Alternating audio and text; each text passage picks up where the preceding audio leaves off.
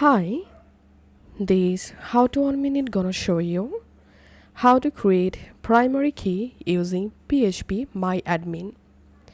First of all, open XAMPP control panel and start Apache and MySQL. Then click on admin and you will directly jump into phpMyAdmin dashboard. In this left hand menu, you will find all of your databases. Now select any database where you want to create a table, and let's create a new table and you can change table columns and just click on create, and here we can see the table created. Now let's add here table informations. And now to create a primary key for a specific column, all you have to do is just click on this index drop down and here select primary, and you can change index name, index choice, select primary and click on go, and that's it. This column is a primary key now.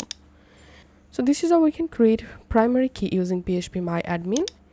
If this video helped you out, please leave a like and leave a comment down below. Thank you for watching.